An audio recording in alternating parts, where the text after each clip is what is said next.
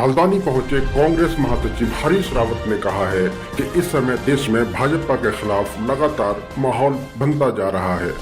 इस माहौल को देखकर प्रधानमंत्री नरेंद्र मोदी बौखला गए हैं और इसीलिए अब वे पूरी तरह से पाकिस्तान प्रेरित राजनीति कर रहे हैं। वे अब सिर्फ पाकिस्तान का ही नाम ले रहे हैं। देश के अन्य मुद्दों पर उनका कोई ध्यान नहीं है, जो उनके मन के भीतर बैठे हार के डर को साफ जाहिर कर रहा है। बात यह है, मोदी बदलो, ये भावना जबरदस्त बनती है और मोदी जी बौखलाए हुए हैं। इसलिए अब पूरी तरीके से मोदी जी पाकिस्तान शरणम गच्छामि कर गए हैं। अब केवल पाकिस्तान का नाम ले रहे हैं। अब 15 लाख किसान, नौजवान, देश के मेड इन इंडिया आदि सब उनकी जबान से गायब हो गए। अब केवल पाकिस्तान उनकी जबान पर है। हरीश रावत ने एक बार फिर सीएम त्रिवेंद्र रावत को निशाने पर लिया। उन्होंने रावत को एक्टर करार दिया। साथ ही उन्होंने त्रिवेंद्र रावत को महारथी सत्ताधीश की संज्ञा भी दी। हाथा यही नहीं रुके, उन्होंने कहा कि उत्तराखंड में लोकसभा चुनाव के दौरान भाजपाई भी त्रिवेंद्र रावत का नाम लेने से बचते रहे और सब मोदी मोदी ही कहते रहे। मैं कहा मैं तो छोटा पैदल सिपाही और वो सत्ता के सिपाही, तो मैं सत्ता के कमांडर। तो मैंने तो केवल इतना बार कहा, वो मेरी हारें गिना रहे थे, मैंने उनको गिनाया, महाराज आप कहाँ थे इस चुनाव में? आपका तो कहीं जिक्र ही नहीं आया, कहीं नाम ही नहीं आया, आपके काम का कहीं जिक्र ही नहीं किया किसी वाजपेयी ने। ये तो केवल मोदी मोदी कहते रहे। तो त्रिवेंद्र भी तो कह देते। असल में रावतवाद है ना। अब एक जब उस रावत का नाम नहीं आया तो इस रावत को पीड़ा होना स्वाभाविक थी। मैंने वही पीड़ा व्यक्त कर।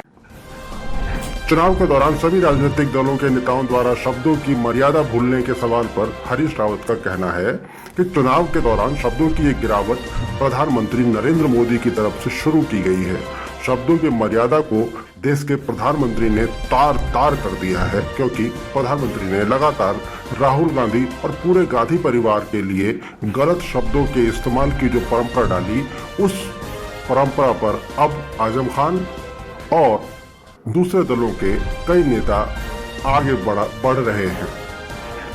अब जब दूसरे दलों के नेता वैसी ही टिप्पणियां कर रहे हैं तो मोदी समेत सभी भाजपा नेताओं को तकलीफ हो रही है। कांग्रेस ने हमेशा मर्यादा की सीमा में रहकर चुनाव प्रचार किया।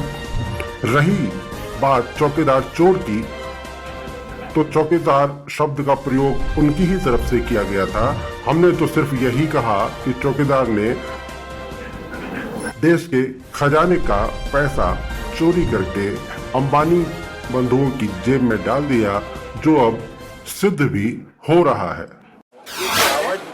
आदरणीय नरेंद्र मोदी जी ने सुनी जब उन्होंने राहुल गांधी जी के लिए तुच्छ शब्दों का प्रयोग किया, गांधी परिवार के लिए तुच्छ शब्दों का प्रयोग किया।